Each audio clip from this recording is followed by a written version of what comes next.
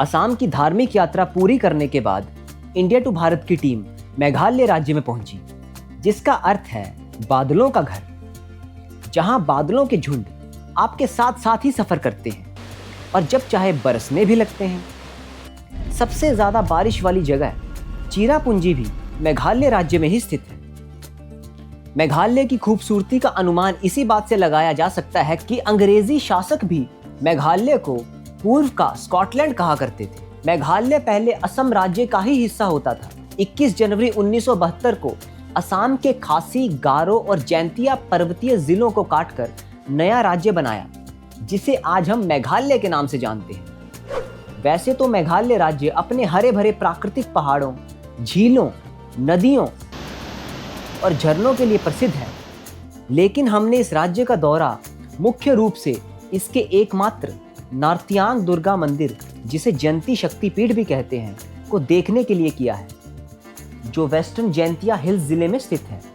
इस शक्तिपीठ के रास्ते में हम मेघालय में स्थित सभी महत्वपूर्ण ऐतिहासिक स्थानों, स्थानीय भोजन और सदियों से चली आ रही पारंपरिक संस्कृति का भी पता लगाएंगे।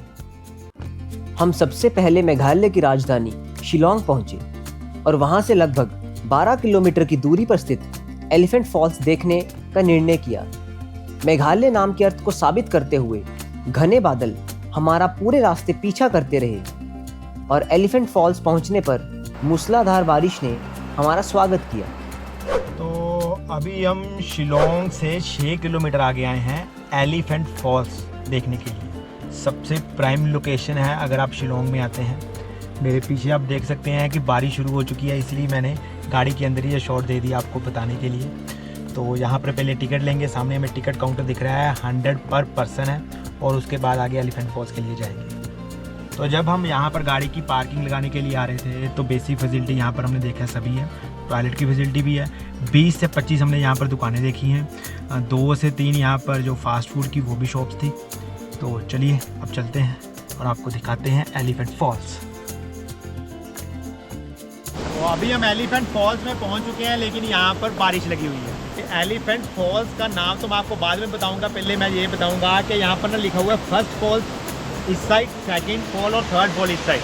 मतलब फॉल से वाटरफॉल एक ही है, लेकिन इसके 3 अलग अलग लेवल। मेरे पीछे मैं आपको दिखाता हूँ अभी जो पहला लेवल है। आइए उधर चलते हैं।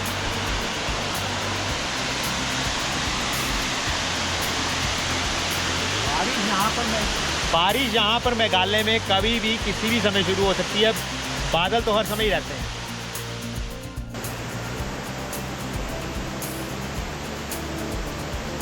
एलिफेंट फॉल्स 3 स्टेजेस में चट्टानी पहाड़ों से नीचे गिरता है और पहली स्टेज को देखने के बाद हम वाटरफॉल की दूसरी स्टेज की भव्यता को देखने के लिए नीचे की ओर आए। जैसे जैसे हम नीचे जा रहे हैं बिल्कुल अंधेरा लग रहा है। वैसे अभी इतना कोई शाम का समय भी नहीं है जी, लेकिन पेड़ों की छांव इतनी है यहाँ पर कि आपको ऐसे लग रहा है कि बस 5-10 मिनट में यहाँ पर अभी रात पड़ जाएगी।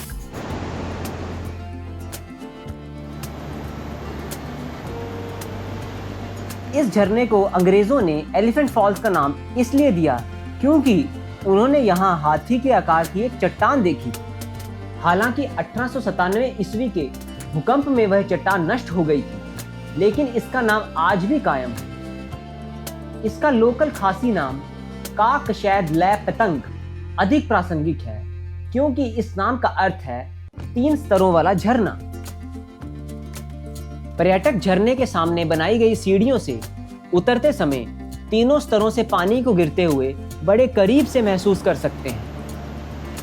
हाथी झरना मॉनसून और मॉनसून के बाद के महीनों में देखने के लिए सबसे शानदार है, यानी कि जून से अक्टूबर तक।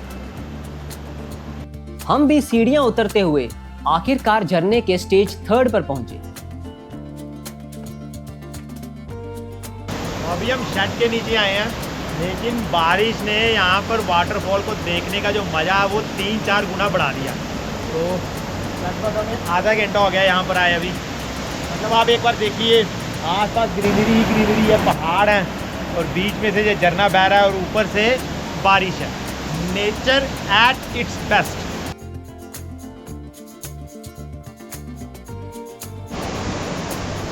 थोड़ी देर के लिए तो हम यहाँ पर बिना छाता लिए भी वाटरफॉल को देखने के लिए गए थे। हल्का सा भीगे हैं लेकिन उसमें मज़ा आया है। यहाँ पर ना छोटे छोटे चारों तरफ भी बहुत सारे वाटरफॉल बने हुए हैं। आप जिधर भी ध्यान देंगे उधर आपको वाटरफॉल ही दिखेगा। तो जब कभी आप मेघालय आए तो इस जगह पर आना ना भूलें। कुछ सीढ़ियां उतरकर जब आप एलिफेंट फॉल्स के 3rd स्टेज तक पहुंचते हो तो आपको धरती लोक पर नहीं बल्कि किसी स्वर्ग लोक में होने का आभास होने लगता है।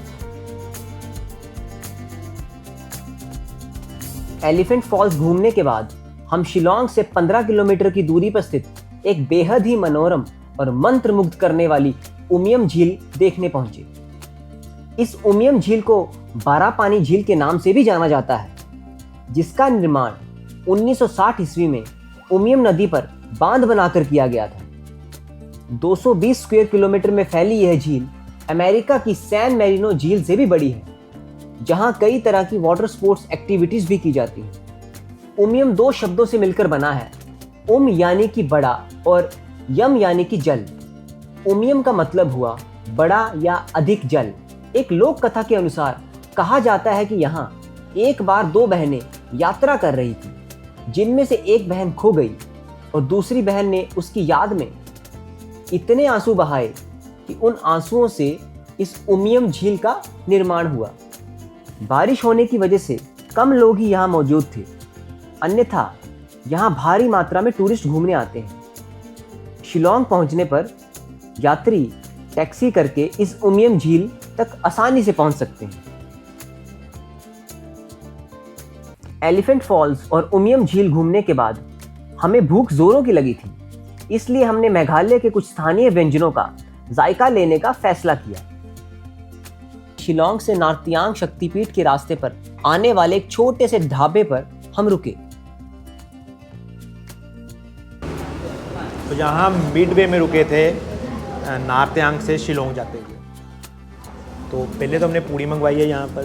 पूड़ी के साथ हमें सब्जी मिली थी चने की सब्जी कहने को थी, लेकिन उसमें हमने देखा मिक्स वेजिटेबल बहुत ज़्यादा थी। गाजर थी, आलू थे, घिया था, तो वो हमने खाई है। अब मेरा कंप्लीट हो गया तो मैंने यहाँ पर 2 चीज़ें मंगवाई हैं अपने लिए। एक है ये लौंग लता, जब हमने बनारस में खाया था, यहाँ पर बोलते हैं लौंग, ठीक है। और साथ में यहाँ पर सिंगाड़ा, जिसे कि समोसा बोला जाता है। सिंगाड़ा जो कि समोसा ही होता है, लेकिन शेप समोसे जैसी है, लेकिन अंदर जो इंग्रेडिएंट्स हैं वो बिल्कुल अलग थे।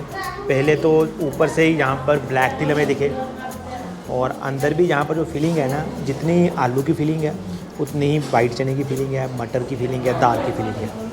तो इसको भी खाते हैं हम। बहुत कम समोसे मेरे को ना स्वाद लगते हैं, क्योंकि ज़्यादातर स्पाइसी होते हैं, लेकिन ये मेरे को बहुत टेस्टी लगा।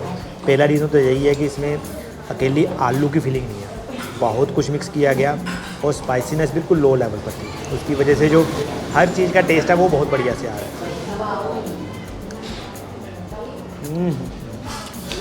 नहीं तो मैं समोसे को कभी भी पूरा नहीं खाता, लेकिन जहाँ मैं पूरे का पूरा खा गया हूँ वो भी पहले हमने पूड़ी भी खाई है।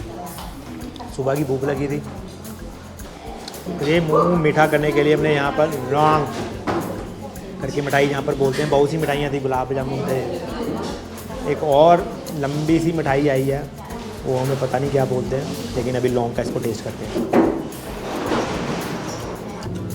टेस्टी है, बाहर से हार्ड है, अंदर से सॉफ्ट है। मेरे को वैसा ही लगा है, टेस्ट भी ऑलमोस्ट वैसा लगा है। यहाँ पर थोड़ा मीठा कम है, तो जैसे मैं मीठा थोड़ा कम पसंद करता हूँ तो मेरे को वो टेस्ट लगता है। तो ये है यहाँ की लाल चाय, ये देखिए रेड टी। आप नॉर्थ ईस्टर्न स्टेट्स में हैं तो दूध वाली चाय की बजाय ये वाली चाय पी लें तो बहुत अच्छा रहेगा। इनके हेल्थ बेनिफिट्स भी रहते हैं और इनको ही यहाँ पर अच्छे से बनाने भी आते हैं। हम अपने घरों में बनाएंगे तो उस तरह से नहीं बना पाते, लेकिन ये इनका ट्रेडिशनल कल्चर रहा है कि इस चाय को यहाँ पर पीते हैं, सदियों से पीते आ रहे हैं, तो इनको पता है कि किस तरह से एक्चुअल चाय बनाई जाती है। तो दूध वाली चाय की बजाय ये वाली चाय बढ़िया रहेगी जब आप यहाँ पर इन राज्यों की यात्रा में हैं। एकदम रिफ्रेशिंग टेस्ट जिसको मैं बोलूँ।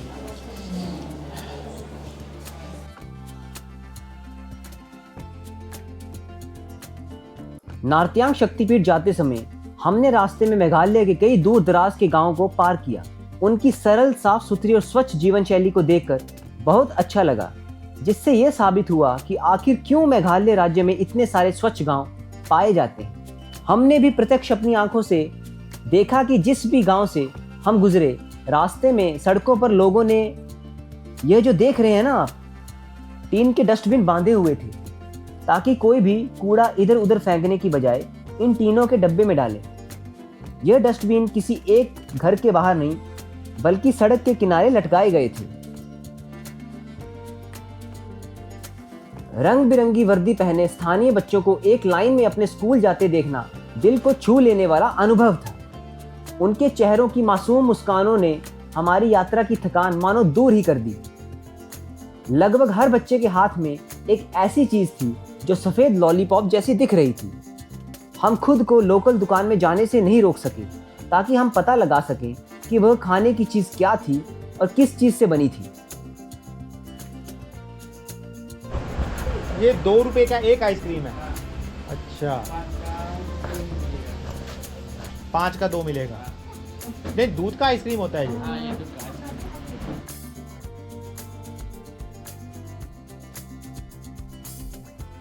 कुछ किलोमीटर आगे चलने के बाद हम एक ऐसे बाजार में पहुंचे जहां महिलाएं बड़ी संख्या में सभी तरह की चीजें बेच रही थी।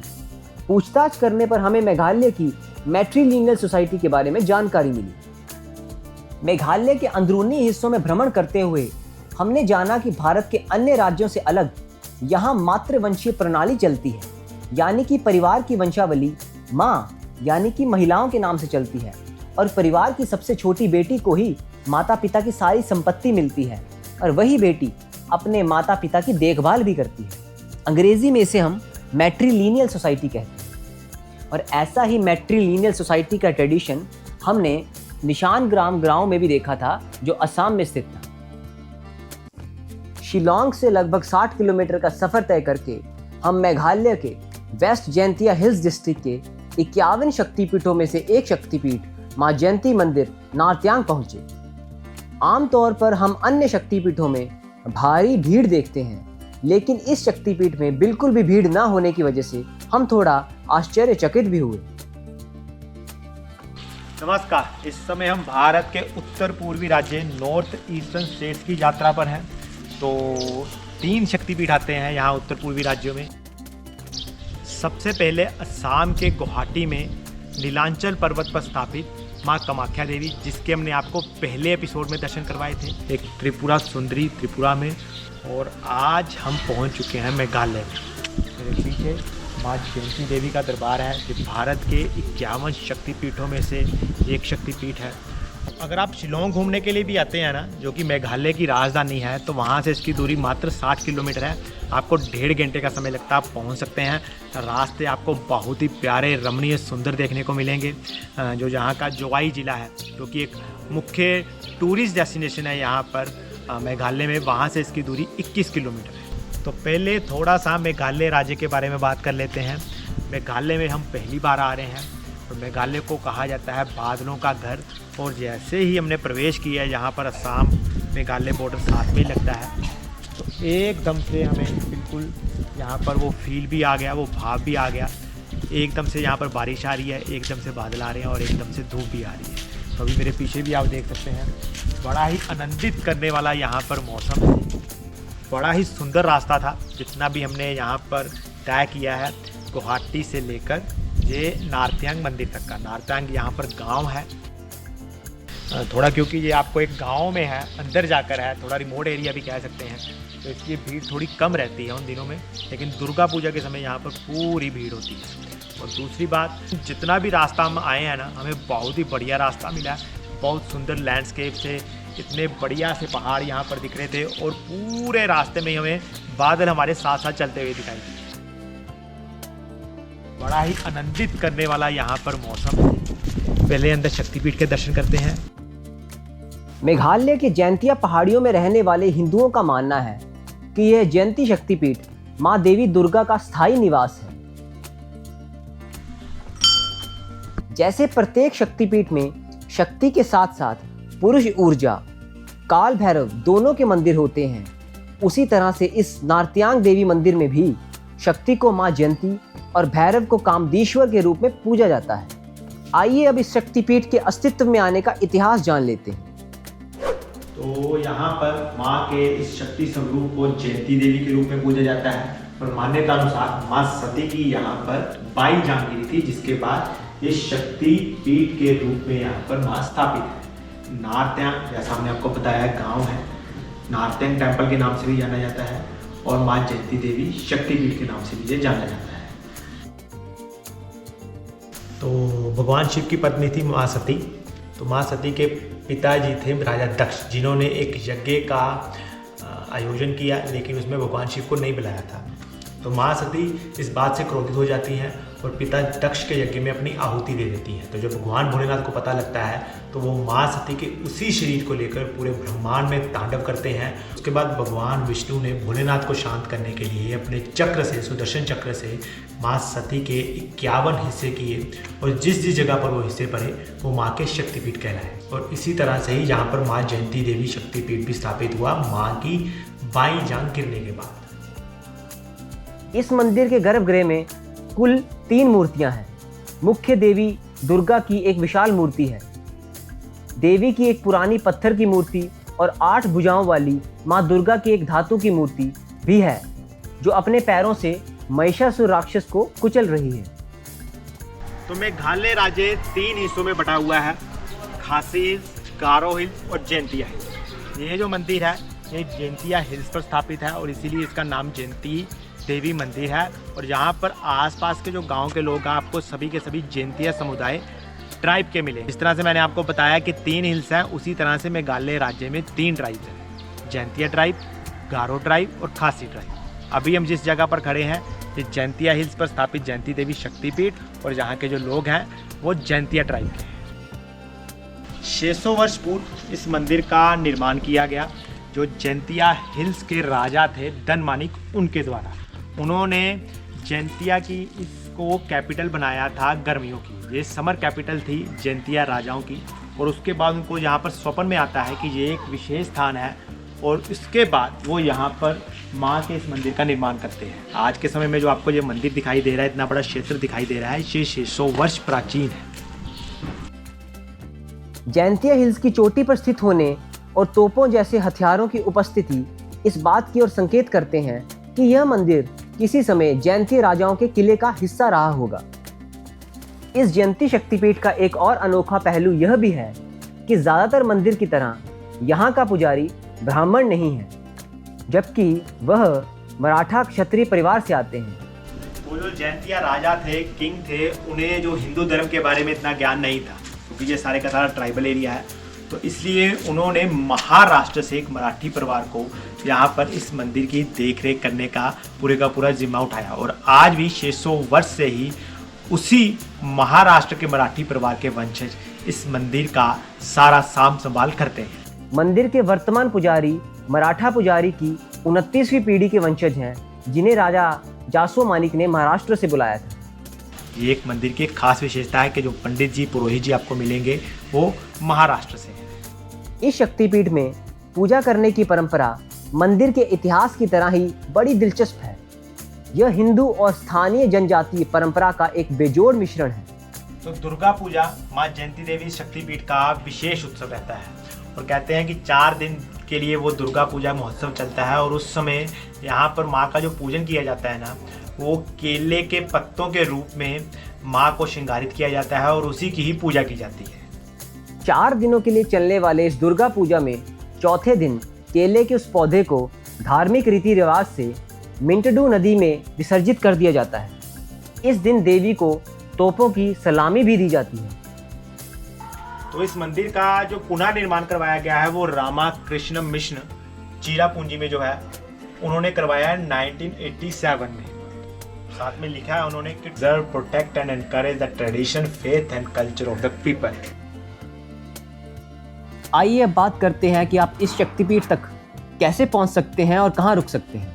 नियरेस्ट एयरपोर्ट शिलोंग में स्थित है। भारत के अन्य राज्यों से शिलोंग के लिए आपको बड़ी आसानी से फ्लाइट्स मिल जाएंगी, जहां से आप टैक्सी लेकर इस जयंती देवी शक्तिपीठ तक बड़ी आसानी से पहुंच सकते हैं। अगर आप रेल से आना चाहते हैं तो नियरेस्ट रेलवे स्टेशन जो असम के गुवाहाटी में पड़ता है, जो मेघालय की राजधानी शिलोंग से लगभग 100 किलोमीटर की दूरी पर है।